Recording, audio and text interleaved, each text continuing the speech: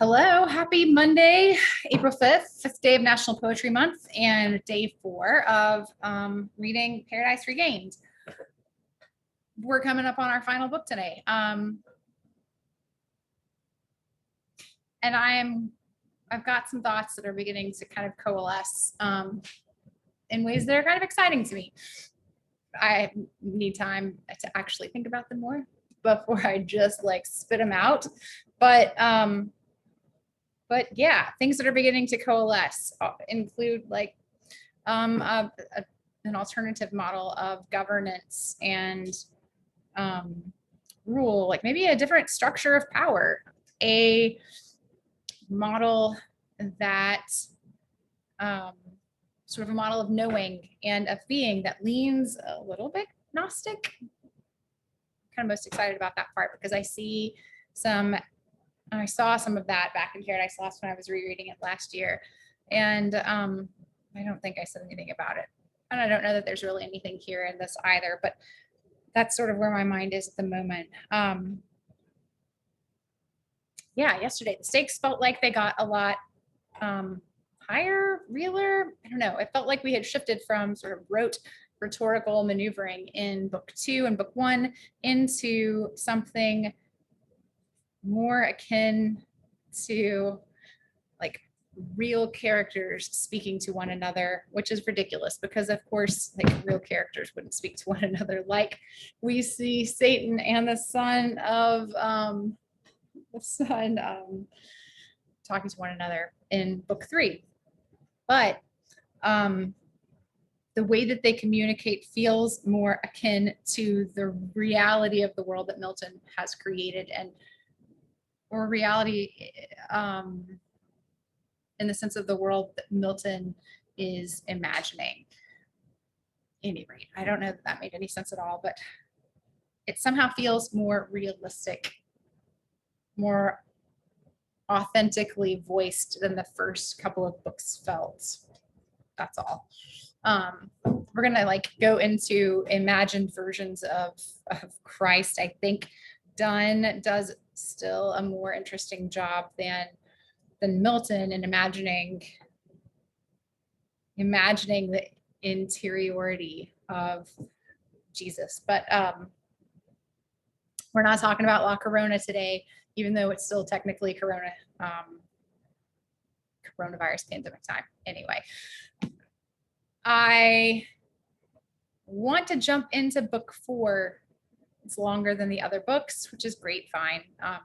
But I mostly want to jump into it so I can continue to think about it. And I don't know what that means, except that perhaps there may be like a follow-up video with a little more thinking on Paradise Regained.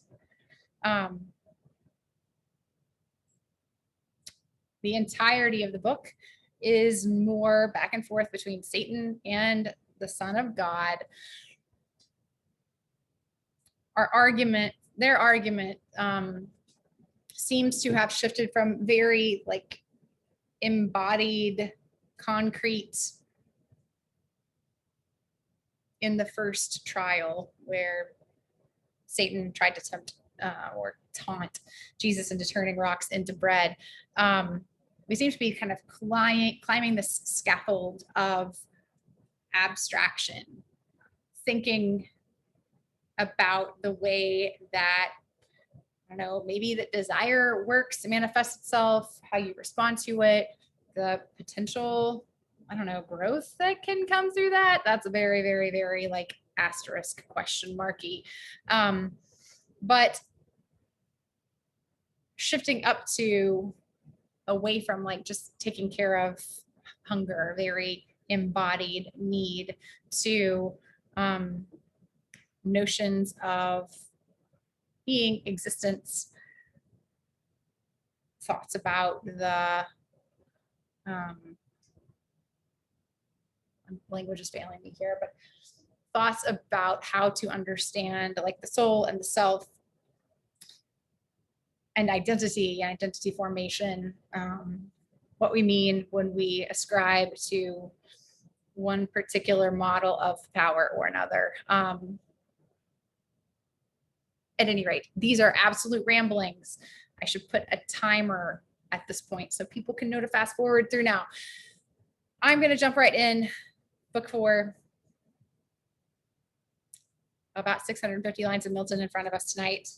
And then I'm going to think instead of just ramble from the beginning. Okay. The 4th book. If you remember, Milton gave the Son of God the last words in book 3. We had been talking about idolatry, and Satan had given us this view of different realms and basically said, if you're David's true heir, if you're really, really his true successor, it's your job to deliver your brethren, right? The 10 tribes whose offspring in his territory yet serve. And Son, Jesus, said,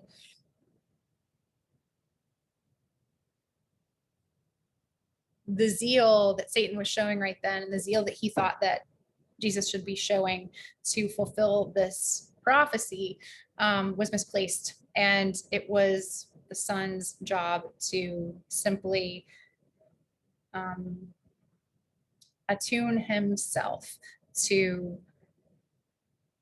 the Spirit and allow himself to be moved according to the Father's plan. And that's where I'm going to pick up. So the 4th book. Perplexed and troubled at his bad success, the tempter stood, nor had what to reply, discovered in his fraud, thrown from his hope so oft, and in the persuasive rhetoric that sleeked his tongue, and won so much on Eve, so little here, nay, lost. But Eve was Eve, this far his overmatch, who, self-deceived and rash beforehand, had no better weighed the strength he was to cope with, or his own. But as a man who had been matchless held in cunning, overreached where least he thought, to salve his credit, and for very spite still will be tempting him who foils him still, and never cease, though to his shame the more. Or as a swarm of flies in vintage time about the winepress where sweet must is poured, beat off, returns as oft with humming sound, or surging waves against a solid rock, though all to shivers dashed, the assault renew. Vain battery, and in froth or bubbles end.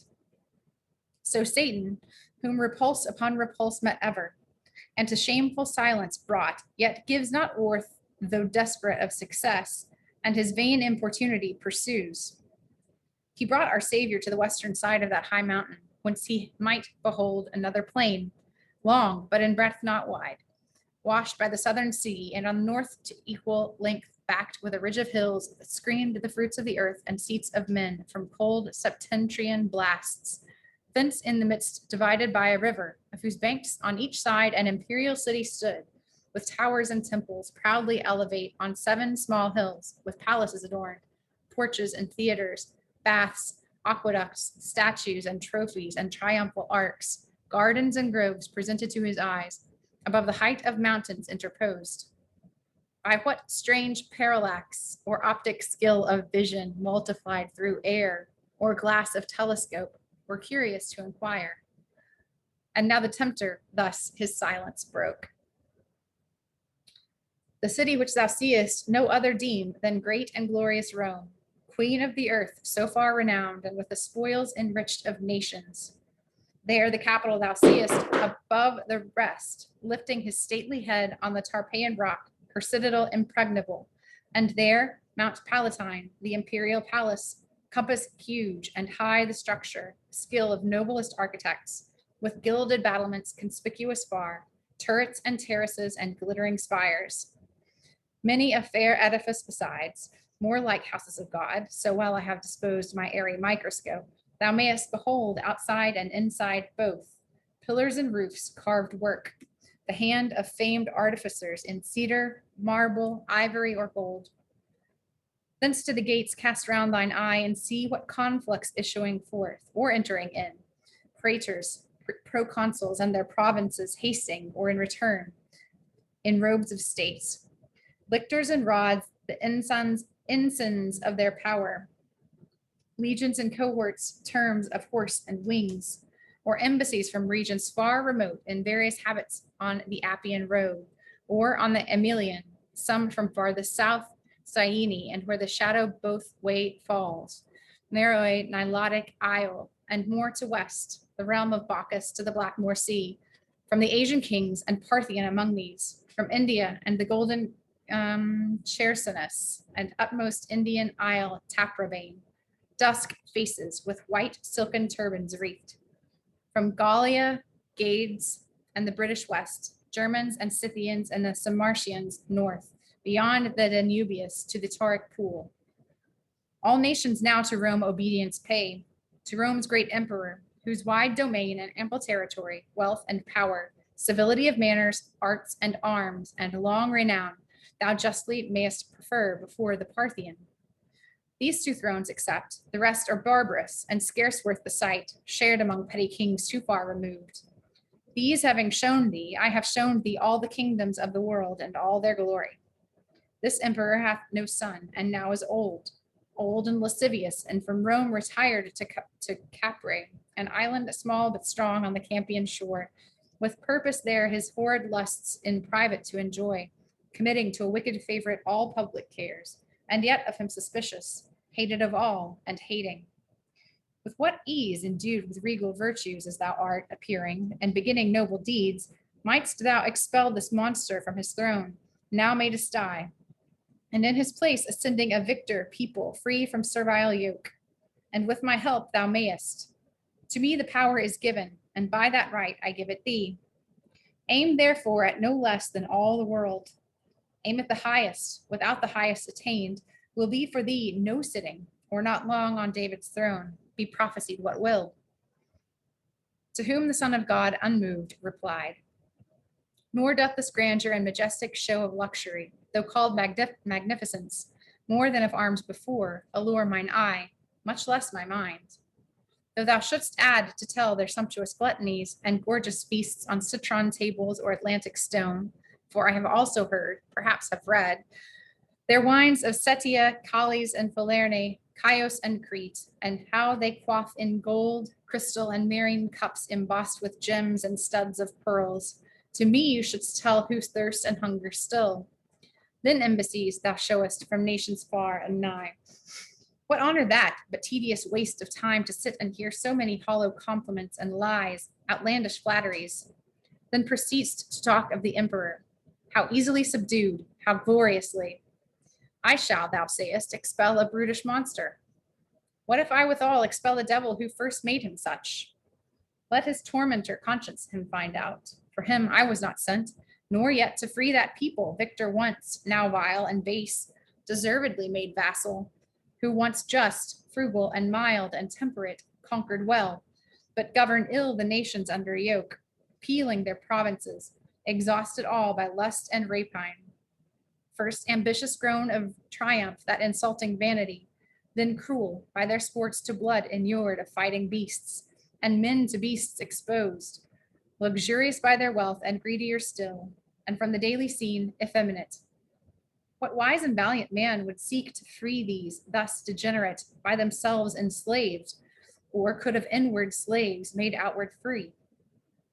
Know therefore, when my season comes to sit on David's throne, it shall be like a tree, spreading and overshadowing all the earth, or as a stone that shall to pieces dash all monarchies besides throughout the world, and of my kingdom there shall be no end.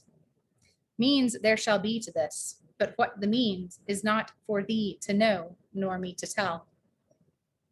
To whom the tempter, impudent, replied, I see all offers made by me, how slight thou valuest, because offered, and rejectest. Nothing will please the difficult and nice, or nothing more than still to contradict. On the other side, know also thou that I on what I offer set as high esteem, nor what I part with mean to give for naught. All these which in a moment thou beholdst, the kingdoms of the world to thee I give. For given to me, I give to whom I please, no trifle. Yet with this reserve, not else, on this condition. If thou wilt fall down and worship me as thy superior Lord, easily done, and hold them all of me, For what can less so great a gift deserve? Whom thus our Savior answered with disdain, I never liked thy talk, thy offers less, now both abhor, since thou hast dared to utter the abominable terms, impious condition. But I endure the time, till which expired, thou hast permission on me. It is written, the first of all commandments, thou shalt worship the Lord thy God, and only him shalt serve. And darest thou to the Son of God propound to worship thee accursed, now more accursed for this attempt bolder than that on Eve, and more blasphemous? Which expect to rue? The kingdoms of the world to thee were given, permitted rather, and by thee usurped, other donation none thou canst produce. If given, by whom but the King of kings, God over all supreme? If given to thee, by thee how fairly is the giver now repaid? But gratitude in thee is lost long since. Wert thou so void of fear or shame as offer them to me, the Son of God, to me, my own, on such abhorred pact that I fall down and worship thee as God? Get thee behind me. Plain thou now appearest, that evil one, Satan, forever damned. To whom the fiend, with fear abashed, replied, be not so sore offended, Son of God, though sons of God both angels are and men.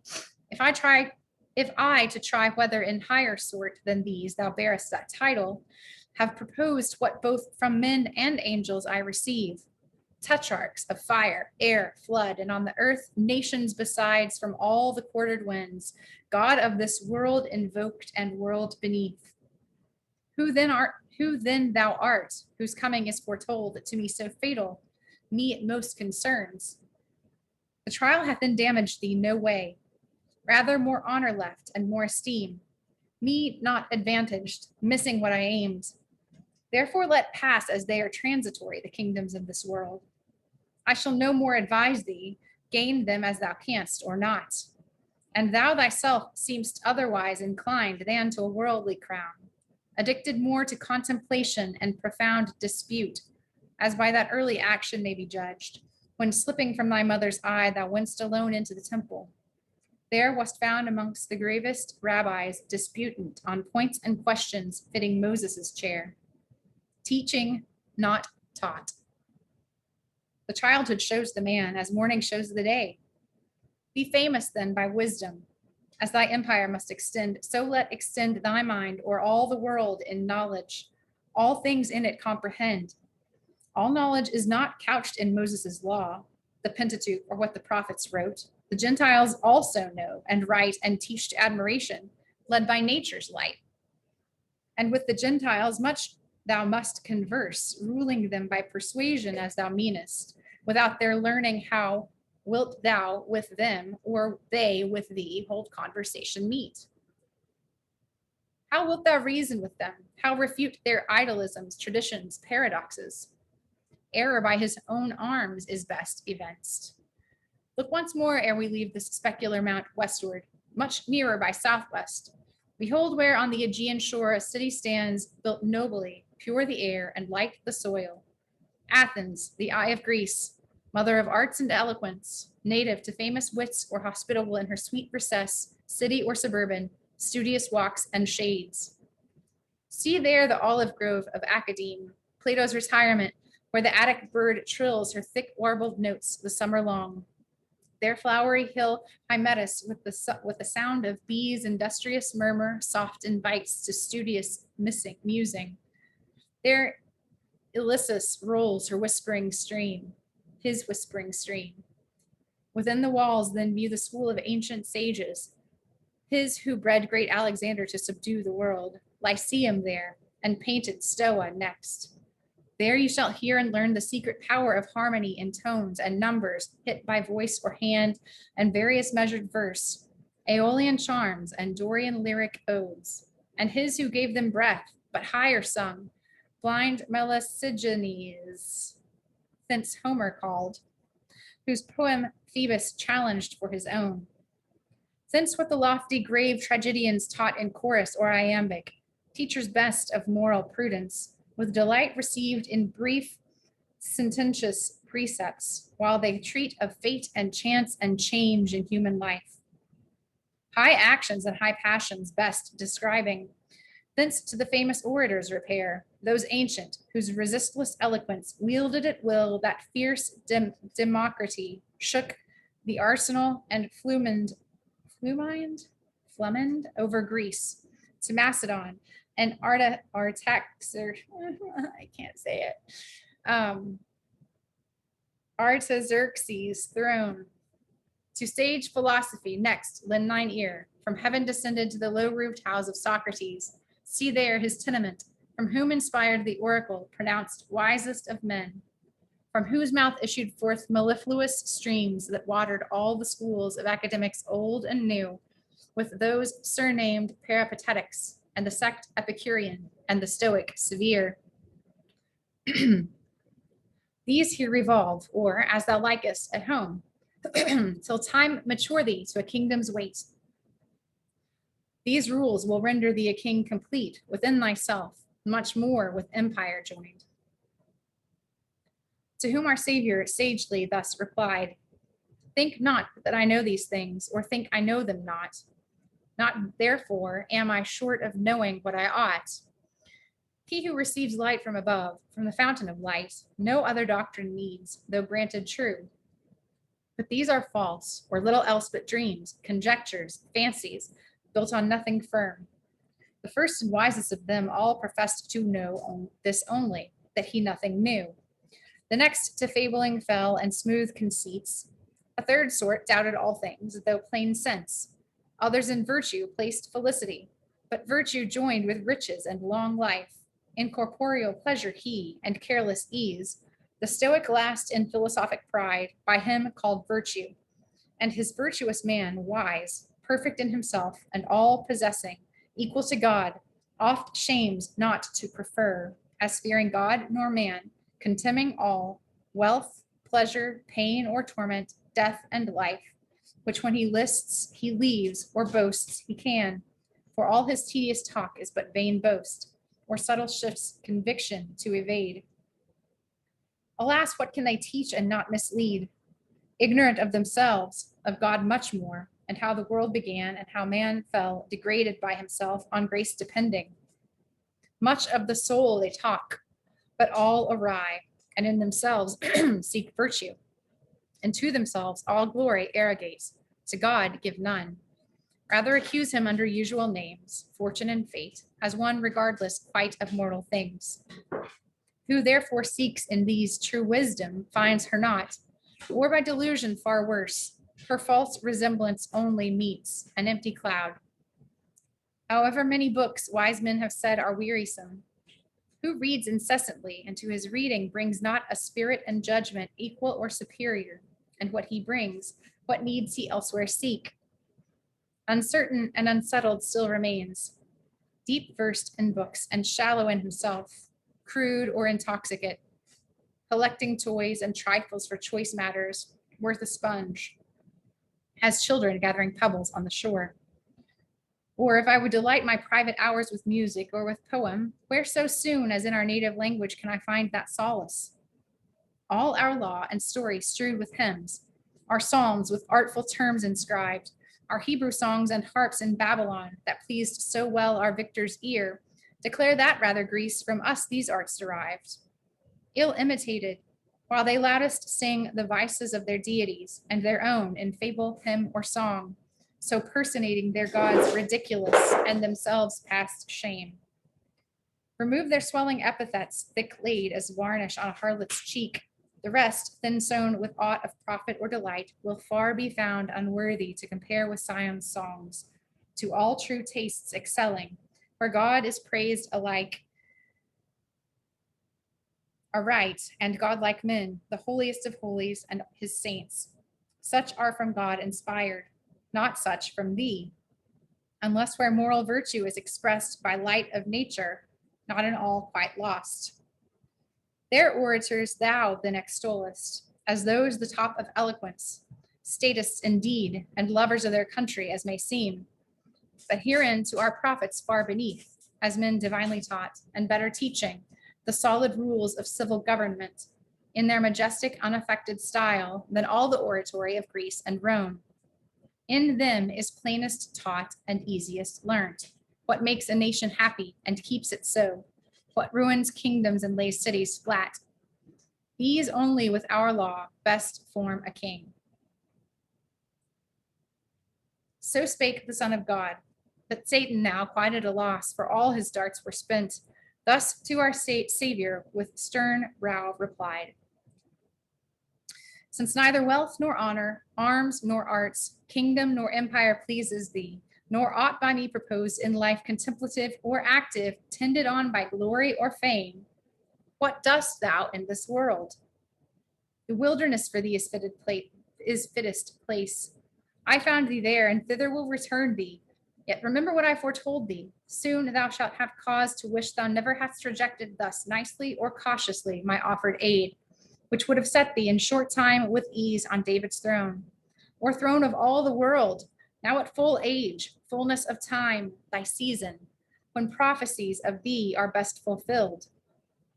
Now contrary, if I read aught in heaven, or heaven write aught of fate, by what the stars voluminous or single characters in their conjunction met give me to spell, sorrows and labors, opposition, hate attends thee, scorns, reproaches, injuries, violence and stripes, and lastly cruel death. A kingdom they portend thee, but what kingdom? Real or allegoric, I discern not, nor when, eternal sure as without end, without beginning. For no date prefixed directs me in the starry rubric set. So saying he took, for still he knew his power not yet expired, and to the wilderness brought back the Son of God and left him there, feigning to disappear. Darkness now arose as daylight sunk and brought in lowering night her shadowy offspring, unsubstantial both, privation mere of light and absent day. Our Savior meek and with untroubled mind, after his airy jaunt, though hurried sore, hungry and cold, betook him to his rest, wherever under some concourse of shades, whose branching arms thick intertwined might shield from dews and damps of night his sheltered head, but sheltered slept in vain. For at his head the tempter watched, and soon with ugly dreams disturbed his sleep. And either tropic now gan thunder, and both ends of heaven, the clouds from many a horrid rift abortive poured fierce rain with lightning mixed, water with fire in ruin reconciled. Nor slept the winds within their stony caves, but rushed abroad from the four hinges of the world, and fell on the vexed wilderness, whose tallest pines, though rooted deep as high, and sturdiest oaks, bowed their stiff necks, loaden with stormy blasts, or torn up sheer. Ill wast thou shrouded then, O patient Son of God, yet only stoodest unshaken, nor yet stayed the terror there. Infernal ghosts and hellish furies round environed thee. Some howled, some yelled, some shrieked, some bent at thee their fiery darts, while thou sattest unappalled, in calm and sinless peace. Thus passed the night so foul, till morning fair came forth with pilgrim steps in amice gray, who with her radiant fingers stilled the roar of thunder, chased the clouds, and laid the winds and grisly specters which the fiend had raised to tempt the Son of God with terrors dire. And now the sun with more effectual beams had cheered the face of earth, and dried the wet from drooping plant or dropping tree. The birds, who all things now behold more fresh and green after a night of storms so ruinous, cleared up their choicest notes in bush and spray to gratulate the sweet return of morn. Nor yet amidst this joy and brightest morn was absent, after all his mischief done, the Prince of Darkness. Glad would also seem of this fair change, and to our Savior came. Yet with no new device, they all were spent, rather by this his last affront resolved, desperate of better course to vent his rage, and mad despite to be so oft repelled. Him walking on a sunny hill he found, backed on the north and west by a thick wood. Out of the wood he starts in wonted shape, and in a careless mood thus to him said, Fair morning yet betides thee, Son of God, after a dismal night. I heard the rack as earth and sky would mingle, but myself was distant, and these flaws, though mortals fear them as dangerous to the pillared frame of heaven or to the earth's dark bases underneath, are to the main as inconsiderable and harmless, if not wholesome, as a sneeze to man's less universe, and sooner gone. Yet as being oft times noxious where they light on man, beast, plant, wasteful and turbulent, like turbulencies in the affairs of men over whose heads they roar and seem to point, they oft foresignify and threaten ill. The tempest at this desert most was bent of men at thee, for only thou wert here dwellest. Did I not tell thee, if thou didst reject the perfect season offered with my aid to win thy destined seat, but wilt prolong all of the push of fate, pursue thy way of gaining David's throne, no man knows when, for both the when and where, for both the when and how is nowhere told. Thou shalt be what thou art ordained, no doubt, for angels have proclaimed it, but concealing the time and means.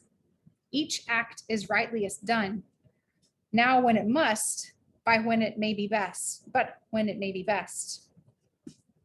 If thou observe not this, be sure to find what I foretold thee, many a hard assay of dangers and adversities and pains, ere thou of Israel's scepter get fast hold.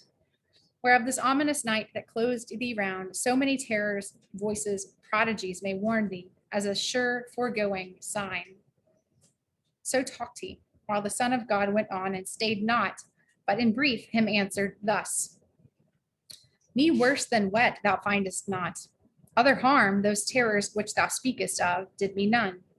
I never feared they could, though noising loud and threatening nigh. What they can do as signs betokening or ill boding, I contemn as false portents, not sent from God, but thee. Ambitious spirit, and wouldst be thought my God, and storm refused, thinking to terrify me to thy will. Desist. Thou art discerned, and toilest in vain, nor me in vain molest. To whom the fiend, now swollen with rage, replied, Then hear, O son of David, virgin born, for son of God to me is yet in doubt. Of the Messiah I have heard foretold by all the prophets, of thy birth at length announced by Gabriel with the first I knew, and of the angelic song in Bethlehem field, on thy birth night that sung thee Savior born. From that time seldom have I ceased to eye thy infancy, thy childhood, and thy youth, thy manhood last, though yet in private bred, till at the ford of Jordan, whither all flocked to the Baptist, I among the rest, though not to be baptized, by voice from heaven heard thee pronounce the Son of God beloved. Thenceforth I thought thee worth my nearer view and narrower scrutiny, that I might learn in what degree or meaning thou art called the Son of God, which bears no single sense. The Son of God I also am, or was, and if I was, I am. Relation stands. All men are sons of God. Yet thee I thought in some respect far higher so declared. Therefore I watched thy footsteps from that hour, and followed thee still on to this waste wild, where by all conjectures I collect thou art to be my fatal enemy. Good reason then, if I beforehand seek to understand my adversary, who and what he is, his wisdom, power, intent by parle or composition, truce or league to win him, or win from him what I can. And opportunity I here have had to try thee, sift thee, and confess have found thee proof against all temptation as a rock of adamant, and as a center, firm to the utmost, of mere man, both wise and good, not more. For honors, riches, kingdoms, glory have been before contemned, and may again. Therefore, to know what more thou art than man, worth naming Son of God by voice from heaven, another method I must now begin. So saying, he caught him up, and without wing of hippogriff, bore through the air sublime, over the wilderness and o'er the plain, till underneath them fair Jerusalem, the holy city, lifted high her towers, and higher yet the glorious temple reared her pile, far off appearing like a mount of alabaster, topped with golden spires. There on the highest pinnacle he set the Son of God, and added thus in scorn: There stand, if thou wilt stand. To stand upright will ask thee skill. I to thy father's house have brought thee, and highest place, highest is best. Now show thy progeny. If not to stand, cast thyself down, safely, if Son of God, for it is written, he will give command concerning thee to his angels. In their hands they shall uplift thee, lest at any time thou chance to dash thy foot against a stone. To whom thus Jesus: Also it is written, tempt not the Lord thy God, he said, and stood. But Satan, smitten with amazement, fell as when earth's son Antaeus, to compare small things with greatest, and Irasa strove with Jove's Alcides, and oft foiled still rose, receiving from his mother earth new strength.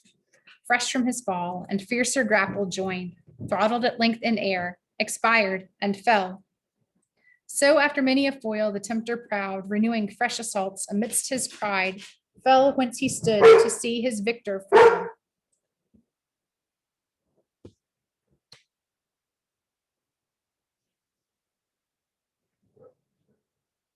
And as that Theban monster that proposed her riddle, and him who solved it not, devoured, that once found out and solved, for grief and spite cast herself headlong from the Ismenian steep, so struck with dread and anguish fell the fiend, and to his crew that sat consulting, brought joyless triumphs of his hoped success, ruin and desperation and dismay, who durst so proudly tempt the Son of God. So Satan fell, and straight a fiery globe of angels on full sail of wing flew nigh, who on their plumy vans received him soft from his uneasy station, and upbore as on a floating couch through the blithe air. Then on a flowery valley set him down on a green bank, and set before him spread a table of celestial food divine, ambrosial fruits fetched from the tree of life, and from the fount of life ambrosial drink, that soon refreshed him wearied, and repaired what hunger, if aught hunger had impaired, or thirst. And as he fed, angelic choirs sung heavenly anthems of his victory over temptation and the tempter proud.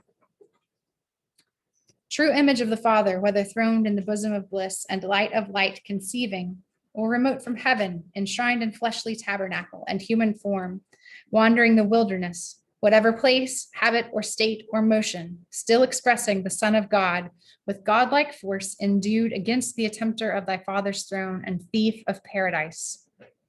Him long of old thou didst debel, and down from heaven cast with all his army, and thou hast avenged, now thou hast avenged supplanted Adam, and by vanquishing temptation hast regained lost paradise, and frustrated the conquest fraudulent. He never more henceforth will dare set foot in paradise to tempt. His snares are broke, for though that seat of earthly bliss be failed, a fairer paradise is founded now for Adam and his chosen sons, whom thou a savior art come down to reinstall, where they shall dwell secure when time shall be of tempter and temptation without fear. But thou, infernal spirit, shalt not long rule in the clouds. Like an autumnal star or lightning, thou shalt fall from heaven trod down under his feet. For proof, ere this thou feelst thy wound, yet not thy last and deadliest wound by this repulse received, and holdst in hell no triumph. In all her gates Abaddon rues thy bold attempt. Hereafter learn with awe to dread the Son of God. He all unarmed, small chase thee with the terror of his voice, from thy demoniac holds, possession foul, thee and thy legions, yelling they shall fly, and beg to hide them in a herd of swine, lest he command them down into the deep bound, and to torment sent before their time. Hail, Son of the Most High, heir of both worlds, queller of Satan, on thy glorious work now enter, and begin to save mankind. Thus they the Son of God, our Savior meek, sung victor, and from heavenly feast, refreshed, brought on his way with joy. He unobserved, home to his mother's house, private, returned.